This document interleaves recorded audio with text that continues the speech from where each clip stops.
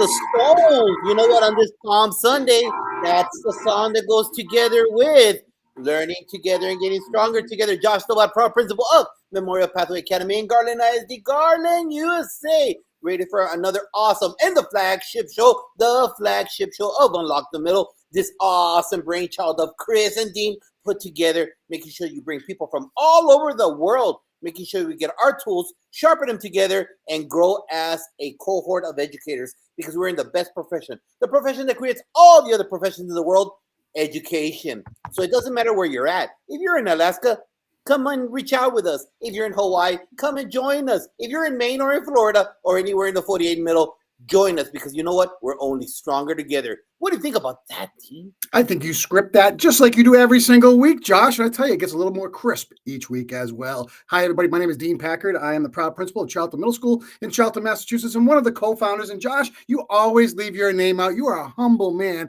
You have so much to do with our progress and our show and how we reach out to people from across the country and across the world, quite frankly, to really dig in and actually learn about ways to make people better in education. So again, we're really excited about tonight, and Sunday nights are all about getting better, as you said. Iron sharpens iron, and we just keep getting better and better. So how was your day, man? Sundays are always fun. It's right before the start of the week. Palm Sunday, and then after that, the church had donating blood, so I gave my pint. Hey, sharpen iron sharpens iron, but in this case, the same thing. My blood hopefully is going to go out there to help someone in need. It's not going to be a pleasant moment when they get my blood, but it's one of those things. Not only are we with pedagogy, not only are we here with connecting with kids, but we got to do that extra little thing in our sphere of influence to help out our community, because that's what we transfer over to our Jaguars, your students, insert your mascot, make sure that we make it a better community, a better city, a better state, and a beautiful, much better, awesome country. You know, Josh, that's a really good segue about who we're going to speak with tonight. Tisha Richmond is just somebody who's been around the world. I mean, not only is she a student engagement PD specialist, but she's also an author. She's a podcast host, international speaker. She's done it all, from teacher to wearing many hats. And what we like most about this opportunity tonight is she's going to be able to sprinkle in some things that we've talked about before, but just are so important in the world of education that just make us all a little bit better. So why don't we do this? I'm actually going to bring her in because I have the power to do so. Here we go. We're going to find it. And boom, Tisha, welcome. It's great to have you with us on a Sunday night from the great state of Oregon. How are you? I am fantastic. It's so fun to be on your show. So thank you so much for having me. It's absolutely our pleasure. And it's our pleasure to kind of watch you from afar and through social media, all the great things that you do in the world of education. So I don't want to steal any of that thunder. So if you could just tell our audience a little bit about your origins and rise to what you're doing today, from the beginning stages when you were just here starting to now being where you are now worldwide. Well, thank you so much. Well, I have been in education for, over 25 years.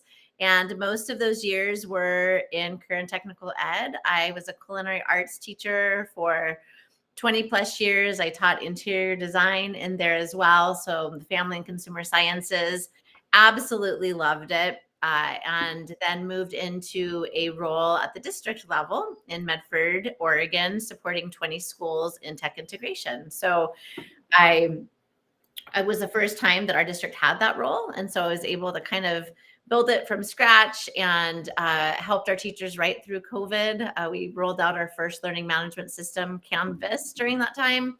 So that was a huge learning opportunity to just see what it was like to roll out a huge initiative like that, and made lots of mistakes, but had a lot of fun as well. And it was a wild time. And then moved into a role as a student engagement and professional development specialist in my district. I'm also supporting all 20 schools. And then this last year, I took on the role as a Canva learning consultant. So I do that 50% of my time and work in my district 50% of the time. And so in my role with Canva for education, not Canvas, but Canva, the visual communications platform, I support districts as they roll out Canva for education in their schools, because Canva is 100% free. So once they get it rostered with their single sign-on and learning management systems, then I connect with that district and provide support to them in professional development. So I wear a lot of different hats, but I love wearing all of them. They're all super fun. And just really grateful to be in this world of education and get to connect with so many different people from around the world. It's pretty amazing. I'm going to ask you to dig a little bit deeper. What is Canva for the people who are out there who maybe don't know about that product right yet? I use it, so I do know what it's all about, but go ahead, please. Sure. So Canva is a visual communications platform. It's kind of an all-in-one place where anyone can create documents, infographics, presentations, videos, logo designs, like anything that you can really think of creating digitally, you're going to be able to create with Canva. And it was originally developed in 2013 as a platform for businesses. And about 2020, Canva decided that they wanted to give back to education. The founders believe very strongly in the importance of education, and they really wanted to empower everyone to be able to create and collaborate and communicate, not only in businesses and worldwide, personally, but also in education. And so in 2020, they started rolling Canva for Education out for free to educators.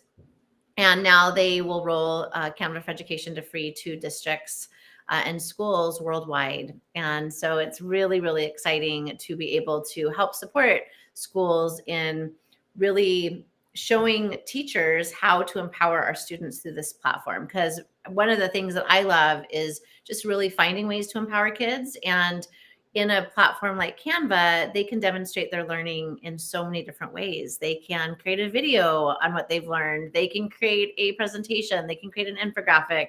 They can create a book. I mean, so many different ways that we can demonstrate, that students can demonstrate what they know in really, really powerful ways. And so it's fun for me to get to share. I used to use Canva in my own classroom when I was teaching culinary arts. They were creating their recipes and their menus in Canva, their logo designs for their food trucks. And so now just the ways that Canva has just continually improved and iterated over time since I started using it is pretty phenomenal. It's really good stuff. I'm glad that you talked about that. And we're going to learn a little bit more about that as we go on. I know we're going to intertwine it a little bit. Josh. So, it's amazing you said that, because I have a lot of pay apps for all the social media that I do on the different platforms. Mm-hmm. And I just started playing with Canva this Saturday. Oh, really? And it's friendly, but then I incorporate the buttons from the other ones, and I still don't get it. But I felt comfortable just initially started using it because of the other pay apps that I used along the way. So I might be calling you. There's a consultant fee for that one, Josh. Yeah, well, all right. Whatever it takes, I already pay for these apps. And you know what? And I'll just say this out there. If you're an administrator in middle school only or elementary only, you've never had the pleasure of high school, I'm going to let you all know that you've been cut short a little bit by not seeing a CTE teacher perform their glory. From the second they get those freshmen, well, juniors, depends on what level, but juniors up to their senior year, and the way that they evolve them in their problems of practice, their actually hands-on engagement, plus culinary. Thank you very much for getting me fatter. I appreciate all the mistakes that you do going to the office. So you've really been cheated out there, administrative. You haven't had the joy of seeing that kid get dirty with a mechanic, that kid with a firefighter out there doing the whole drill with carrying the dummy on his back. I mean, I could go on and on. So you know what? If you're in middle school and high school, build that alignment with your high school principal and go see what your kid that was in kinder is now doing in culinary, and insert your CTE program, because it's a beautiful thing, especially with the technology aspect of it. But you know what? Part of that is the inspiration that goes behind what you do to connect with kids so they live their dreams. So Tish, let me ask you, who inspires you? Who is your role model? Oh my goodness. I have so many role models.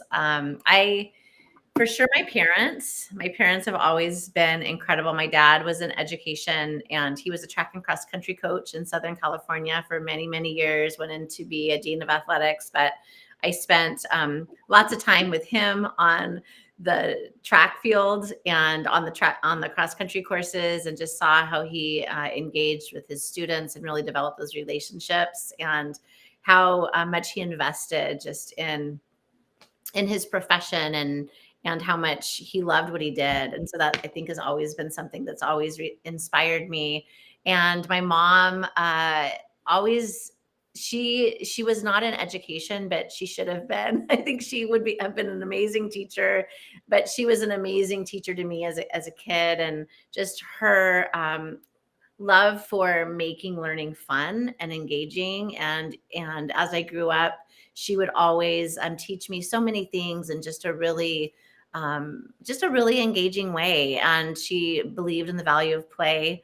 And I grew up on Mr. Rogers. I don't know if either of you watched Mr. Rogers growing up, but he is Josh tilts his head my way. yeah, he is my hero. And part of it is because my mom would play Mr. Rogers. I think we had a record with the songs on it. And so many of his quotes I actually have in my book, because I definitely see eye to eye with the way that he believed in education and just believed in the power of play in childhood. So those are a few of my heroes, but I have a lot. The power of play, and how big is that with kids in the elementary level of learning through assimilation and socialization and things of that nature. It's so important to have that in there. And speaking of the book, let's talk about that for a second. Not only were you an educator and you're working full-time job, all of a sudden you decide to write a book. No big deal. We just roll out of bed and write a book. How does that work out? Let's talk about that for a second, and your book. Do you have a copy of it with you right now you can hold up?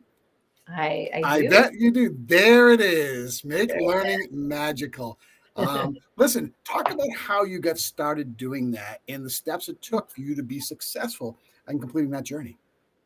Sure. So really my story started back in about 2014. I had been teaching for quite a few years at that point, and I feel like I was kind of going through a year where I just felt like I was going through the motions. Like I had everything dialed in. I'd been teaching the same thing for a very long time. But I was really at a point in my career where I was burnt out and really kind of frustrated with some things and education. And I would come home at night and would tell my husband, maybe I need to get out of education. Maybe it's my time to go. And it just happened that year, being a career and technical ed teacher, that we had Carl Perkins funding. It's a thing in career and technical ed where you can get funding for your programs. And so all of the culinary teachers had decided they were going to request funding for iPads and go one-to-one. We did not have one-to-one in the rest of our school. It was not something that had been rolled out yet. And I thought it sounded like a great idea, but honestly, I was a little bit tentative because I thought, gosh, I don't know. Like, how do I bring iPads into a culinary arts class of all classes? What does that look like? But I'm the kind of person that when something like that is brought into my classroom, like I'm not going to just let it sit to the side and gather dust. Like I wanted to know how to use them effectively. I just had no clue. And so I went to my first conference called iPad Palooza, and I learned that there was all of these amazing ways that you could use tech and innovation in your classroom. And, up until that point, I was going to professional development, but I was going to baking workshops. I was going to culinary workshops. I was going to Johnson and Wales and learning how to make the mother sauces. Like those were the kinds of experiences that I was having as a culinary arts teacher. And so this was a new kind of type of professional development that I hadn't experienced before. And I was actually engaging with teachers that were outside of culinary arts, and they were elementary teachers, and there were administrators, and there were counselors, and there were people in all different subject areas. And they were sharing ways that they were using technology in their classroom. I'm like, wow, this is fascinating. Like, this isn't going to look exactly the same way in my culinary arts class, but I think I can take some of these ideas and actually make them work in my classroom. I think I could make it my own. And so that was really how it all started. I got connected on Twitter. I didn't know that there was Twitter for educators. I didn't know that was a space people were connecting on. So I got connected. And so that just kind of started this journey of me connecting with other educators, getting connected on social media, trying new things, taking risks, jumping out there. And then over time, I started to kind of just remix some of the things that I was doing in my classroom and really change things up. And not only incorporate iPads into my classroom, but also just really find new ways to engage and empower students. And as that was happening, as I was taking risks and jumping out of my comfort zone, I was really realizing that I was actually having fun. Like this is actually it was actually changing the way that I was approaching education. And I was realizing I wasn't quite so burnt out anymore. I actually had never been as passionate as I was as I was starting to try new things. And so after a time and after connecting for a while on social media, I started writing blog posts. I started really sharing some of the things that were happening. And I realized that I had unlocked some keys to magical learning. I had actually sparked joy in my teaching experience, but I also was realizing that my teaching was being transformed, but also unforgettable experiences were happening for my students in the classroom. And so my book, Make Learning Magical, is really about that journey, really going from a burnout educator to really unlocking 7 keys to transform teaching and also create unforgettable experiences in the classroom. It's written for all educators. I speak from my own experience and how that happened in my culinary arts classroom, but that can be transferred to any classroom. A lot of people don't know that magical is actually an acronym in my book. And so the 7 keys are really each of the letters of magical. So M stands for memorable beginnings. How can we really create those memorable beginnings for our students? A is for authenticity and agency. How can we be our authentic selves, and how can we help our students be their authentic selves in the classroom? And how can we provide that choice for them in their learning? And then gamified experiences. I gamified all of my classes from beginning to end and showing how you can do that in your class as well, no matter what you teach. Innovation is and that was a big piece. Like how can you take risks and try new things and continually find ways to make learning better for your students and help them engage in the content, but also really become empowered as learners. And then C is for creativity, collaboration, and curiosity. All of those amazing C's that I love. How can we really foster that in the classroom environment? A is for authentic audience. I would bring visitors into my classroom all the time for my students to demonstrate their learning in front of them so that we could get really authentic feedback from industry partners and from people even within our own building, to not just be me giving feedback, but how can we bring others in to give them the opportunity to give students feedback too. And then L is for legacy. So as educators, how are we leaving a legacy, but how are we really creating an environment where students are empowered to leave our classrooms and leave their own legacy? And so that's kind of the synopsis of the book, but it's really my manifesto. It's my story of how really my teaching experience was transformed. I love the narrative. That is a great journey. Josh. So I'm a 5th grade elementary teacher who's alt cert, business industry, came in, got alternative certification 5th grade, or maybe somebody that just retired from the military, came in middle school, 8th grade, history, whatever that version of that state is. How can I use your book to make sure I'm a better version of myself? Because I know I'm getting all this PD from the district, right? I'm getting all of this. So how are we using your book to make sure that we, like you said, got that aha moment from the culinary art, the CTE field, to make it a whole universal look? So how can you present that to those individuals? Right. So each of the different areas of my book, really the book is broken into those chapters that I just shared with you. And really, when you think about each of those letters, that is not specific to just culinary. It's really how those different areas can be infused in any subject area. So you take 5th grade. How are we really from day one, when students walk into our classrooms at the beginning of the school year, how are we creating those memorable beginnings for them? How are we developing relationships with our kids and really getting to know them? And how are we creating an atmosphere where they're getting to know us as well? And we're really creating that safe space for our students to learn and to thrive. And, you know, in my class, that was really important because I had mixed grades. I mean, it's important in every class, right?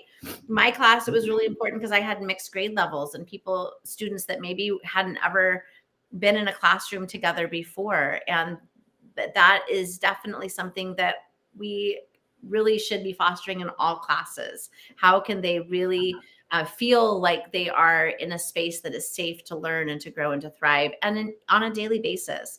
as students are walking into our door, how are we greeting them? How are we making sure that they know that they're important and that they're excited to see them? So that's just an example for M. For authenticity and agency, how can we provide choice for our students? So thinking about fifth grade and the content that you're teaching in that grade level, how can you maybe create a variety of ways for students to demonstrate what they know about the content that you're teaching them? Maybe creating a choice board, maybe giving them different options for them to express their learning, and not just giving them a one size all, like this is how we want you to show what you know, but give them some choice in how they show what they know, what you know. Gamified experience is really in any classroom. You can create a gamified experience. So in my classroom, from beginning to end, I gamified the semester. So I created a storyline. I had the great food truck race. I had another class that was called the amazing race. I had another class that was called Master Chef. So I had a storyline that was layered over the content, and I created gamified experiences in each unit, and that kind of went along with my storyline from beginning to end. That can happen again in fifth grade, sixth grade, second grade, kindergarten. You can create those gamified experiences in your classroom as well. And it doesn't have to be all year or all semester like I did it. I think you'll be able to get some great ideas how you can do that even in a unit of study. So those are just, I don't know if you want me to go through each one, but those are just some examples of how the concepts in my books and the strategies can really be applied to any grade. You know, as a sitting principal who's in charge and who has many hats, one of the things I look for to teachers in a classroom is to be able to have that ability to connect with any and all students, no matter who they are, no matter what their learning level is. It sounds like your book is a complete roadmap to be able to meet kids where they're at and provide strategies for teachers to be able to diversify their abilities to connect with the learning for the kids. And to me, that's a win-win across the board. So from your seat where you sit as the author of the book, what is like one or two things that is just near and dear to you out of all those chapters? Like you would say, this is my core. Not that all of it isn't your core because you wrote it. It's your roadmap and your story. But what is that burning thing inside that book that just is you when you look back in the mirror? And is it student engagement? Is it gamification? Is it innovation? What is it? Yeah, I would say gamification and innovation are two really core pieces that really transformed what I did. I think if it wasn't for me stepping out of my comfort zone and taking risks, none of it would have happened, right? Like I had to be okay with kind of unraveling some of the things that I had always done, because I had things dialed in. Like I had a very, I had been doing things for a very long time in a very similar way. I would change things up every year, but I had to be willing to undo some of those things and really rethink the way that I was teaching my classroom, because I knew as I started taking risks that my students were engaging differently. I saw that they were being more empowered as learners. And I had to be willing to not be perfect. I had to be willing to just be okay with messing up sometimes. I had to be okay with inviting my students on that journey with me. And I would tell them, hey, I have this idea. I think it's going to be great, but this is the first time I've tried it. Let's learn together. Let's do this together. And that actually really freed me up to really feeling like, wow, like I don't have to have this perfect, because if I waited to be perfect before launching anything, I would have never done any of it. And so that innovation piece was really, really huge for me. And then gamifying really created the structure for really providing that choice, really providing that authentic audience where I would bring in those judges at the end of every unit for my students to demonstrate their learning in front of. That was kind of the kind of structure for the innovation that I was rolling out too. So I think those two pieces for sure. And then my daughter and my son wrote a little piece in the book. So that is very near and dear to my heart as well. That's great. There's the legacy piece right there. So that's all good. Listen, I'm just caught up with this because changing the landscape is so important. All you educators out there who've been doing something for a while, who are content and happy, think about changing your landscape can actually lead to greater results for your kids, deeper engagement, and a more opportunity for them to learn at a higher level. Think about that for a second. Complacency is something that really, I don't mean this negatively, it happens in education because you close your door and you do your thing. But if you can internally push yourself to change that landscape, change that narrative, change that on-ramp for learning, think about the kids and what can happen as a result. Yeah, is it a little more work? You may find that being a facilitator is a whole heck of a lot better than being an orator and telling people what to say and how to learn. Think about that for a second. Sorry, I just got my soapbox for a second and said, dial it up, make the change. Josh. You know what? It's so true, because that's one of the conversations I have with our team members at our home. That would you take your child or yourself to a dentist that only went to their certification and graduated? Or would you get to the most recent dentist that has all the trainings? Would you use those 1,800 pieces of metal that would look very Renaissance torture systems? Or would you use right now laser, small incisions?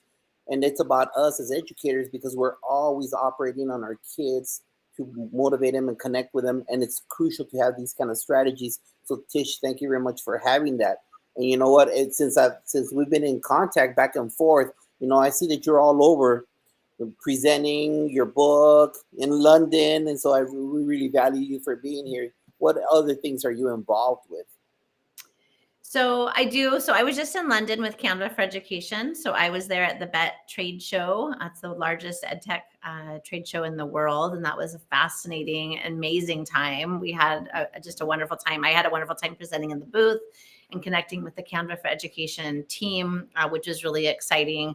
I love to speak and present in places. I was in a region in Chicago, outside of Chicago, back in February, and I got to do a keynote on my Make Learning Magical message and how it connects to the future of work. And so that was a really wonderful time with them. And I was able to do 2 breakout sessions, and probably my favorite, one of my favorite, I don't know, this is going to go as my favorite probably in the last year or two, was I got to visit a school while I was there for that trip. And the school has an education pathway under career and technical education. And the teacher uses Make Learning Magical as her kind of theme in the classroom.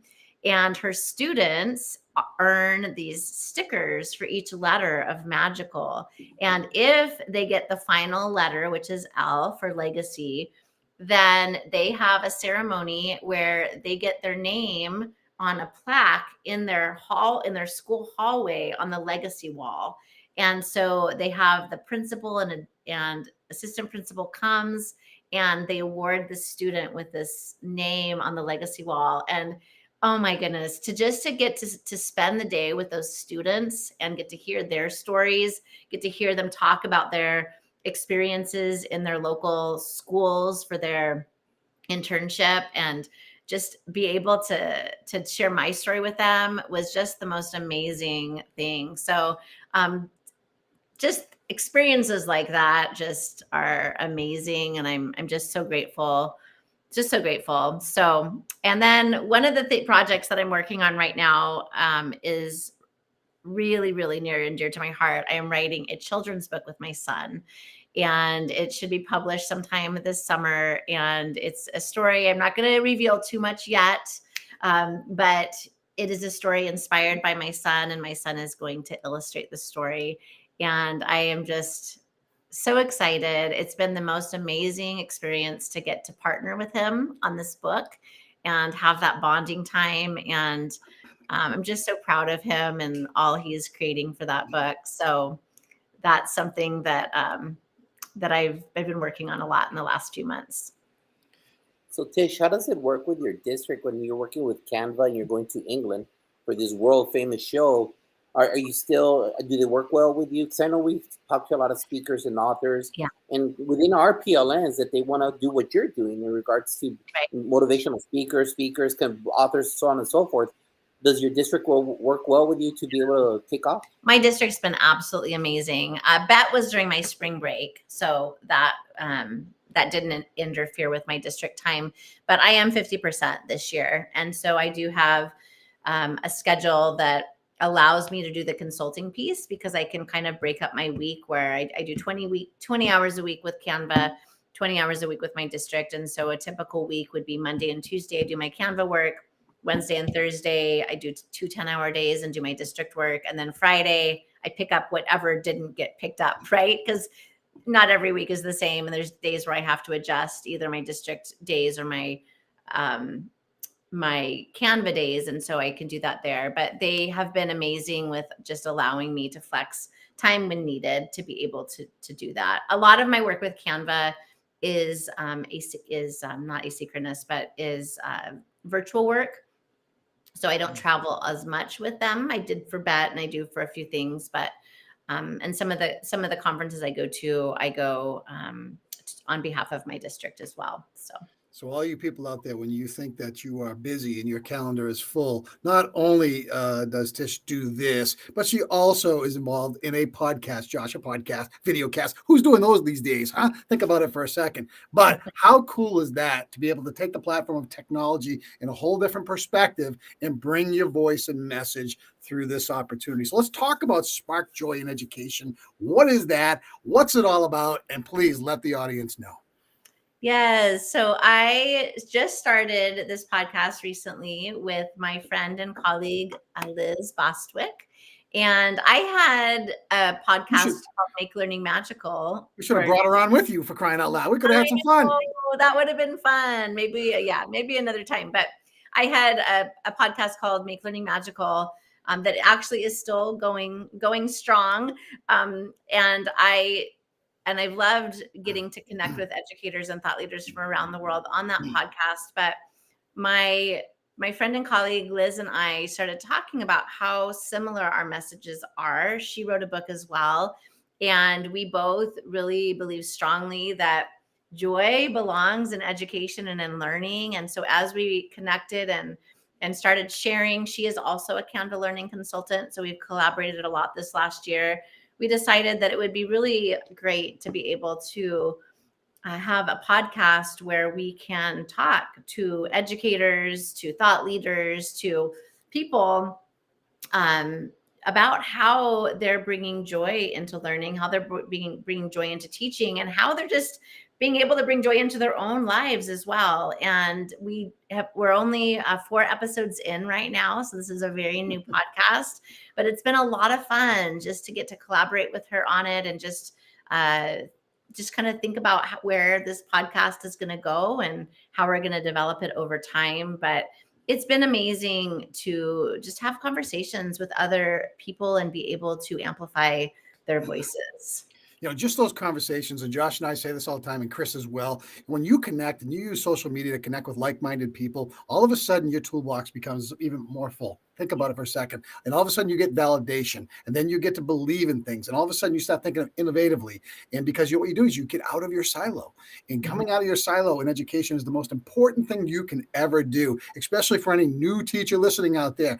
Hitch your wagon to as many as you can and take the good, learn from the bad, and make and shape your roadmap to be the best teacher you can possibly be. So really good stuff. Hey, I want to ask you just where can people buy your book? Where is that? Where is that found? Where can they get it? Sure. So you can find my book at Amazon. So just search Make Learning Magical. You can also find it at some Barnes and Nobles. You can find it at Barnes and Noble online. And there's a Kindle edition as well.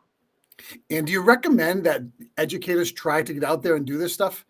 I mean, to write a book, is that something that you'd recommend for them? I mean, we all have a story in us. And sometimes putting your thoughts down on paper can lead to something pretty special. And again, I wish I had time because, my God, I'm writing this book I'm going to change all the names when this middle school journey of mine is over, and I'm going to talk about everything. But right there, is it really?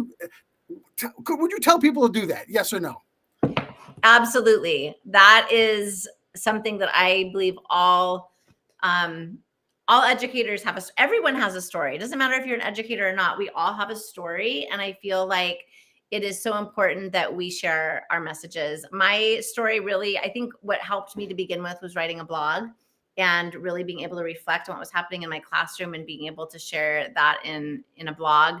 But once I did that, I realized, wow, like I have a lot that I want to share. And it was a great way to kind of begin like really thinking about how I wanted that story to take shape. But I really, sometimes I think people get caught up in like, oh, well, that's already been shared or this has already been shared. But the way that your perspective and the way that you share it is not going to be the same as everybody else's, right? Like we all have our own story. And I think it's important that we remember that because my magic is not your magic, but we all have our own magic.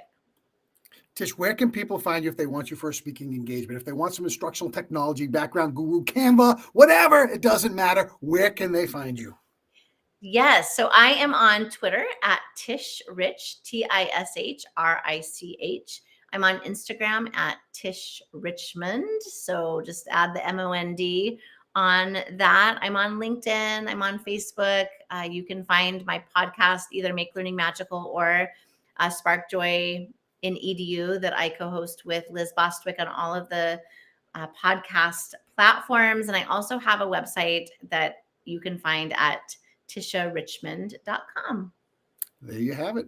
What do you think of that, Josh?